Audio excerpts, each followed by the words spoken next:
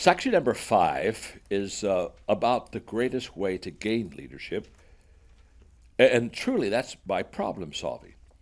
In fact, what I really learned is this: people don't like problems, and the moment you'll say, "I'll solve your problem," they just surrender leadership to you.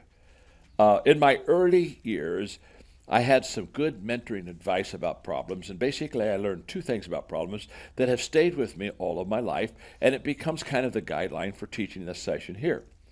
The first one is, if you're a leader, there are seldom two good consecutive days in your life. Because you have problems. Is that not true? I mean, things come up, and if you're trying to lead people and get people to go from point A to point B, it's just so I love leaders who say, "Wow, I didn't think it'd be this difficult." And I say, "Well, it's very difficult." In fact, I ask people all the time, "Why do you want to be a leader?" It's not any fun. You know what I'm saying? It's hard work. So I don't think there are usually two good consecutive days in a leader's life. And the second thing is that, think about it for a moment, problems should be solved at the lowest level possible. So the only problems you get as a leader are the ones that no one else wants or no one else can solve. So you only get the toughest problems. You don't get the easy stuff. You get the tough stuff. And so when you think of your world and my world as a leader, constantly we have to deal with issues. And what I've learned about problems over the years is that problems introduce us to ourselves. Probably the best way for me to know me is to see how I handle problems in my life. And it's also, problems introduce me to others. The best way for me to know you is to watch how you deal with problems in your life. And then I think problems, thirdly, they introduce us to opportunities, which basically every great opportunity is surrounded by problem. And that's why a lot of people don't seize it, because they see the problem and they're not willing to work through the problem to get to where the opportunity is. So let's talk about those three thoughts. Problems introduce me to myself, they introduce me to you, and they introduce me obviously to opportunities. Okay, my first book I wrote in 1979, and it was called Think on These Things, okay? I only started writing books because I wanted to influence people beyond my own personal touch. So I never had a desire to be an author. A lot of people, they just want to be an author. I never had a desire to be an author, but my mentor said, I asked him one day, "Why do you write books?" He said, "I want to influence people beyond my personal reach and touch." The moment he said that, I looked at him at that moment and said, "I'm going to become an author." And the reason was I wanted to expand my influence. And so my first book was a book called Think on These Things, still in print. You don't want to get it, okay? So when I said still in print, that doesn't mean you go buy this book, okay? Trust me, you don't want this book.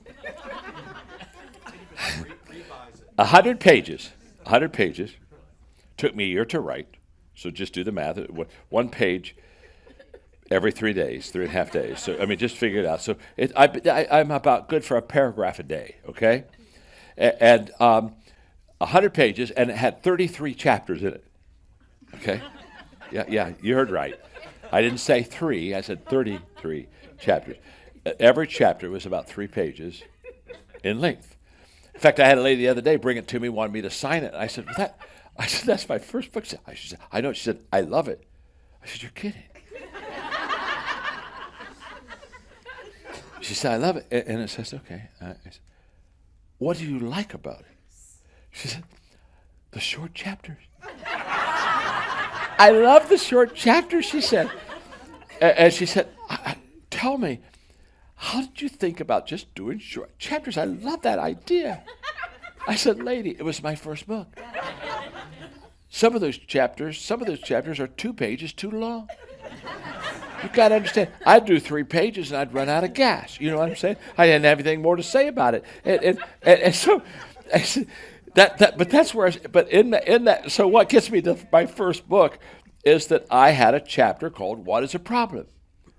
And what I do, so I went back to that book the other day. When I was preparing this and revising, developing the leader within you. And when I saw this, I thought, okay, I had one good chapter out of 33, okay? And in fact, when I finished writing that book, I said, I'll never write another book because I'm not any good at it, and it takes me too long, and it's not really that good. Of course, what is it now? 80 books later, and I don't really think I got good until I think it was my seventh book where I figured out how to write. It took me 7 books, and so I tell people all the time, you're never good the first time. And you really aren't. And people take the first time way too serious. They take the first time way too serious, and they don't take every time serious enough. And consistency compounds. But in my first book, I had a chapter called "What is a Problem?" and I put in there. I did a little deal on the word problems, Problems. And I said, first of all, problems, the first thing is the letter P. Problems are predictors. Nothing predicts who you are more than a problem. It lets me read you and lets me see what kind of a person you are. More than anything else, they're predictors. The letter R is, for the fact, they're reminders. What they do is they remind you and me that life's not easy. It's not supposed to be easy. Wasn't designed to be easy. And so if I have these problems, I just say life's a little tough. The letter O is for the fact that all problems are opportunities. Because I know this for a fact. There has never been an opportunity given to you that wasn't surrounded by a problem in front of it. So they're opportunities. The letter B is for the fact they're blessings. And what I mean by the fact they're blessings is they cause me to rely on other people to help me. They cause me to understand that I'm not big enough myself to do it. The letter L is the fact they're lessons. They have something to teach me. Every problem has a lesson within it. In fact, what I say is, you've never handled the problem correctly until you've learned the lesson that's within it. The letter E is for the fact that problems are everywhere. See, the tendency we have is sometimes is we think that we have more problems than others. And my gosh, well, I've got a lot of problems. I wish I was where they are. They don't seem to have very many problems. They're everywhere. I got problems, you got problems. All God's children got problems, okay? They're everywhere. The letter M is their messages. They're just like the dashboard of our car when the red light comes on. They're sending us something that's saying, okay, you got to change something in your life. You got to fix it. And the letter S is the fact that they're solvable. That all problems are solvable. And I believe that. And that's why I do really good with problems. I do really good with problems because I never look at the problem as it's the end of it. This is a dead end. I just look at the problem and say, okay, it's going to lead me to somewhere that has some possibilities. And I brought with me my card because I love this. And it's entitled My Best Lessons Were Learned in Bad Times. And what I could tell you now is 10 to 1, I've learned a lot more in my failures and my problems than I have in my successes. I find in my successes I don't learn a lot. I just celebrate. Right. But in my problems, I stop and call time out and say, okay, John, what's wrong here? So here's what I put in on my best lessons were learned in bad times. I learned people skills by dealing with difficult people. I learned to listen when a good friend told me that I didn't. I learned leadership when I realized others weren't following me. I learned about forgiveness when I needed someone to forgive me. I learned to ask questions when I ran out of answers. I learned not to take myself seriously when I understood that no one else did. I learned to take care of myself after my heart attack. Yet there are so many things I haven't learned: patience, humility, empathy, realism, submission, etc. And then I put at the end of this card, I need more tough times, but I really don't want them. Isn't that the truth? Huh? So we learn in our difficult problems, and I just say to you that I don't know anybody that likes them, but like what they bring to you, the possibility of beautiful change within your life. So I think problems introduce us to ourselves. I think that problems also introduce us, though, to others.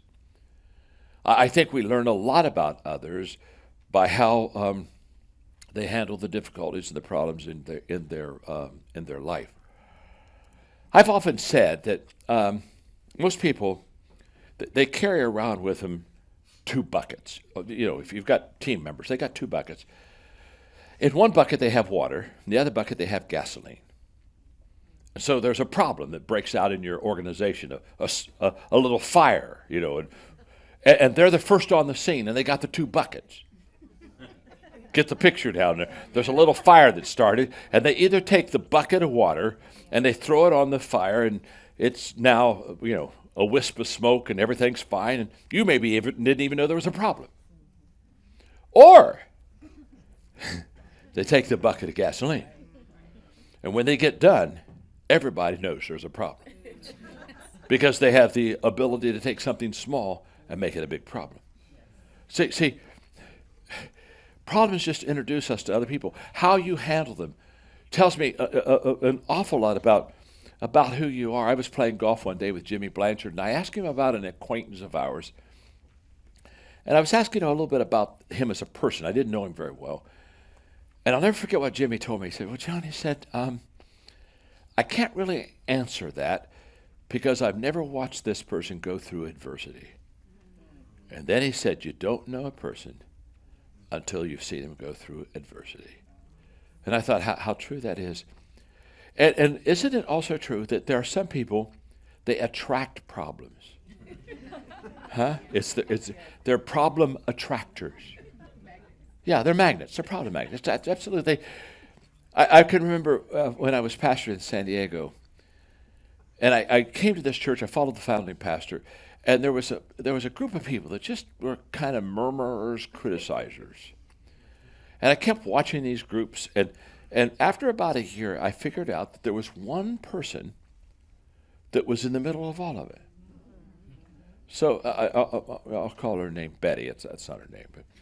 So I brought Betty into the office, and I said, Betty, it seems to me that whenever there seems to be junk or garbage or problems, you're always in the middle of it. And I said, you need to help me out. I said, why is that? She said, we know, Pastor, I don't know. It just seems like people with problems come to me. And I said, well, I agree with you. I said, but the good news is I know why they do this. Oh, she said, you do? Well, oh, she kind of got spiritual on me. Oh, this is wonderful. You know, you and God can reveal this to me. I said, well, I don't need God to reveal this to you. I can do that myself. Betty, let me explain something to you. You're kind of like a garbage dump. She said, what do you mean? I said, you're like a garbage dump. When people have garbage, they think of you. And they put their garbage in their truck, and they go over to you. Betty, the garbage dump. And they back their truck up, and they dump their garbage with you. And I said, there's a reason for that. You like it and accept it. People don't take their garbage and go up to some manicur's yard and back it up and drop garbage there. They know that somebody be coming out and hollering at them and suing them, and all kind of problems would occur. I said, you only take garbage where you know it's going to be accepted, appreciated, welcome. So I said, I just want you to understand, I know you, and you're a garbage dump. And the next time a problem occurs, I'll call you. Because I'll figure they brought it over to your place. She never forgot that teaching. Let me explain something to you. You could be a garbage dump. People like to bring their junk to you. Or you could say, you don't dump garbage here. See, they know who they can pass it on and give it to and who will accept it, and they know who can't. And so when it comes to problems and difficulties, I learn a lot about myself. But guess what? I'm going to learn a lot about you. And then problems, what I want to major on here, they introduce us to opportunities. Wow. You've got here, the question is that you and I have to look at when we look at problems, we have to ask ourselves, am I going to be problem focused or am I going to be opportunity focused? Because they come together. They're always side by side. Opportunity and problems are always side by side. And so there's a problem process that I work through that will help you, I think, if you want to work through it. And that is, first of all, you have to embrace the problem. You just have to embrace it. You just have to understand this problem is good for you. So love on it a little bit. Hug it, okay? Embrace it. Out of that, secondly, you've got to search for the answer. Because there's always an answer. So when the problem comes to you, don't allow it to buffalo you. Don't allow it to get the psychological edge on you and say, oh my gosh, we've got a problem. What will we do? Oh, we have a problem. There's something we can do. And understand, there's always an answer. There's always an answer. And you say, John, I find that hard to believe there's always an answer. Well, if you find it hard to believe there's always an answer, guess what? For you, there won't always be an answer. And that is your problem. Now, for me, there's always an answer. So I'll find it. But you see, if I don't believe it, I won't find it. So why do people give up on problems? Because they don't believe there's an answer. Why are there some people, they stay with it and get creative in it? It's because they believe there's always an answer. There's always an answer. There's always an answer. So when I see a problem, I don't look at it as a dead end or an end itself. I say, well, okay, there's something good in here, and I understand it. So you embrace the problem, you search for the answer, and then as you search for the answer, guess what? You find the opportunity. Searching for the answer is where you find the opportunity. The opportunity is always within the answer. So I could give you 100 illustrations of this. When I was pastoring and we started growing, if you start growing a congregation, what happens? You have to build buildings. You have to buy land. So guess what? I've got a problem. I don't have enough room. So what do I have to do? I've got to find the answer. What's the answer? Go get money. So I started off by getting loans, and then I started by selling bonds. And then one day a guy said, well, why don't you just raise the money within the congregation? And I said, wow, never thought about that. And so the next time I raised money within the congregation, and I got good at it, and I did it again and again. In fact, I was in building programs. I pastored for 25 years. For 23 of those years, I was in building programs because I was always growing. If you're always growing, you always need more land, you always need more buildings. So my theme was forever we build. And not only did forever we build, guess what? Forever we needed money. So I learned how to raise money. And I got so good at it, I had a pastor from Phoenix, Arizona come over to San Diego, California and said, you know how to raise money, and I need to raise money. Would you raise money for us? And I said, sure. And I said, I'll come over for 2 or 3 times and I'll help you do it. And he said, how much will it cost me? I said, well, I don't know, $10,000. And we agreed. And that was the launch of my stewardship company that became the largest in America and that raised over $3 billion. All started with a problem. You see, I feel like President Kennedy, they asked one time how he became a war hero, and he said it was very easy. He said, somebody sunk my boat. He said, as soon as my boat was sunk, he said, I became a war hero because I escaped. If somebody wouldn't have shot my boat down, I would have never been a war hero. My speaking style. When I started speaking, I was too strong. And I just was very confident. And I didn't aim to, but I intimidated people. And I just killed them. They was just sitting there just begging for life and mercy. and so I thought, wow, I've got to get better. Well, I was in a racquetball tournament and I pulled my back. And I was in bed for 3 days, and I had to go to Philadelphia for a conference, and I mean I couldn't even hardly get up, and so I said, okay, I'll come, but my wife's going to have to come because she's got to dress me. I mean I can't do anything, and I said, have a bar stool there, just have a bar stool I can sit down for 2 days while I teach, so I won't, I'll try to keep my back in decent shape. And so I went to what was really Harrisburg, Pennsylvania. I went and did this conference, and after my second day, I'm going back to the airport. I thought, man,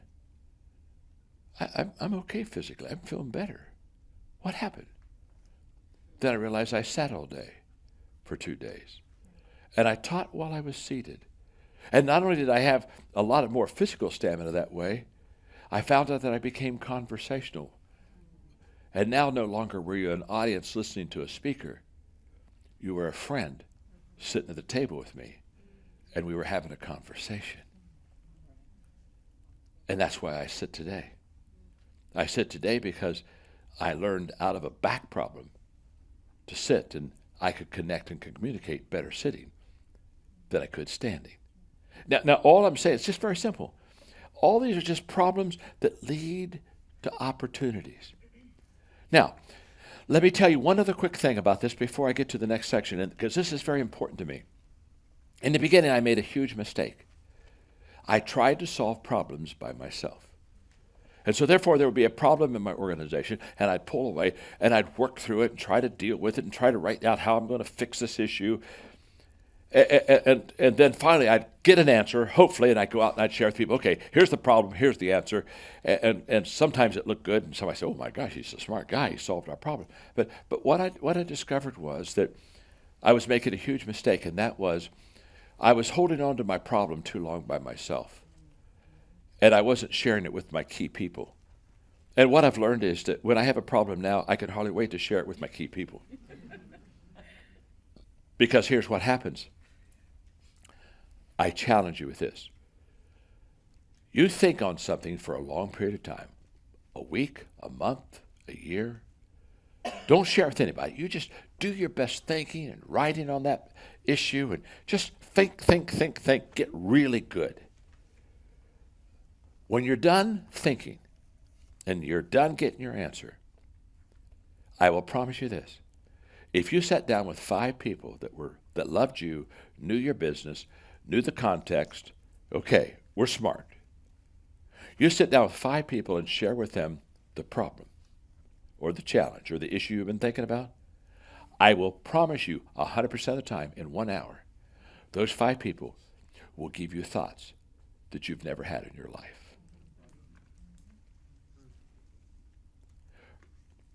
The greatest way to solve a problem is to get different perspectives on the problem. So don't do what I did as a young leader. What I did was I tried to hold it until I fixed it. And then I let it go, only to find out that if I would have shared it earlier, we could have fixed it earlier, and we could have kept moving. Remember this about leadership. Leadership is not you finding the answers. Leadership is all about you keeping the ball moving, and you keep the organization going forward.